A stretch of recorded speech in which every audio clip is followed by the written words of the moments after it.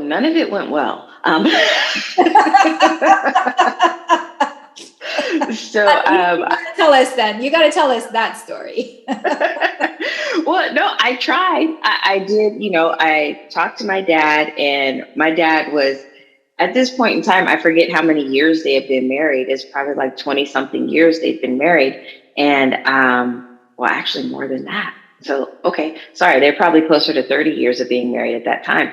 And my dad was kind of like, I'm not touching that with a 10-foot pole. I was like, if you want to talk to her about it, that's on you, but I'm not going there. And so I tried to have this conversation with my mom, and whew, why did I do that? Because I was already the enemy in her eyes because I had such a close relationship with my father. She had already kind of seen me as, you're trying to push me out of the way and you're trying to replace me and you don't want us to have a good relationship. And in my head, I'm like, but you guys live in the same house and you refuse to talk to him. So how am I causing that? Right, right. So yeah, that just made things worse. When I tried to approach my mom and say, hey, you know what, you should talk to somebody. This is, what I think that your diagnosis could be, and you could get help. Well, why would I need help? You're just this evil daughter and this, that, and the other. How could you say that about your mother? You don't love me. And I was just like, okay. Wow. And so that's usually the initial response because a person is in denial, right? I mean, that many years in that kind of closed off kind of way where you're obviously noticing something, maybe other people are noticing something's wrong, your dad's noticing something's wrong, but now it's here. So the denial right off the bat and the defending right off the bat makes sense. So was there a time when she eventually came around and accepted the diagnosis? Nope. Oh, I mean, never, even with the last few years of her life, she was so paranoid that she would go out, buy food, take a couple of bites out of it, throw it on the floor, and say that it was poisoned. And she lost a tremendous amount of weight because she wasn't eating. Everything she went out to get, she would take a bite or two and say it's poison, and she would refuse to eat it.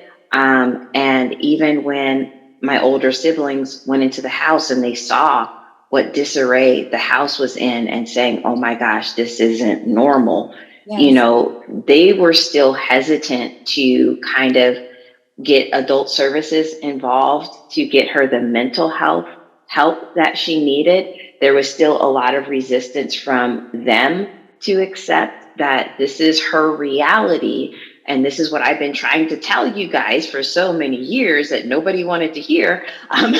The dynamics, right? The dynamics in our families are so complex and perplexing at times, right?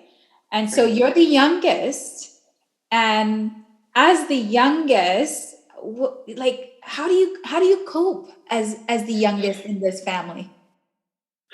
A lot of it was by myself. Ah, Um, but like I said before, like I was really close with my dad. And mhm. so I talked to my dad about a lot of different things, and I could always go to him and vent. And, he had a degree of understanding because he saw what I saw. Yes. Um, and he could validate, like, yeah, that's how your mom is, and this, that, and the other.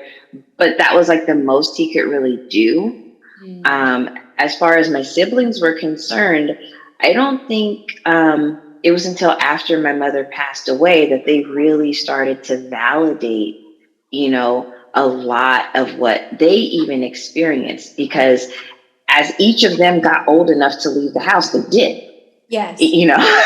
Yeah. Yeah. And I shared with them, I was like, you guys left me.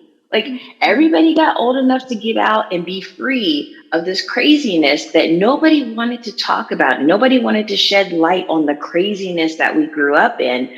But you left. You knew enough to leave the craziness, but you left me. Right.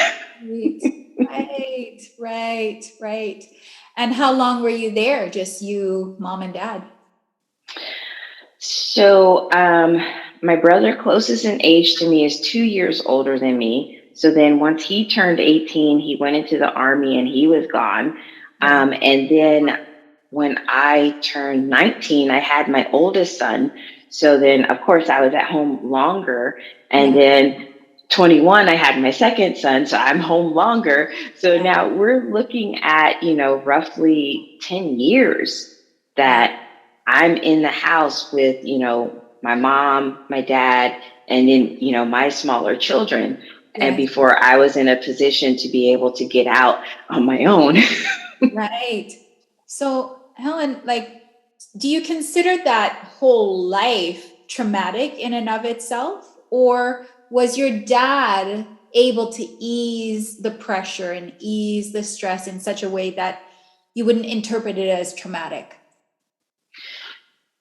It's a weird balance because there were aspects of my interactions with my mother that my father could not relate to at all. And what I mean is, my mother knew enough that she couldn't say or do certain things in front of my father. So part of what she would do is she kind of load me up into the car. And once I got old enough to drive, she wouldn't drive anymore and I would have to drive her places. But being in the car was where she kind of trapped me. And she would go on for hours just berating me, calling me whatever it is that she felt the need to call me in that time and criticize me, if I wasn't good enough and I didn't do this well enough and I should be better at this. And, I'm terrible with that. And it would go on and on and on and on for hours. And that aspect was traumatizing, and that was something that no one could really share with me because no matter how many times I went back and said, Mom said this and Mom said that, my dad didn't have that sense of really understanding what that was like. Right.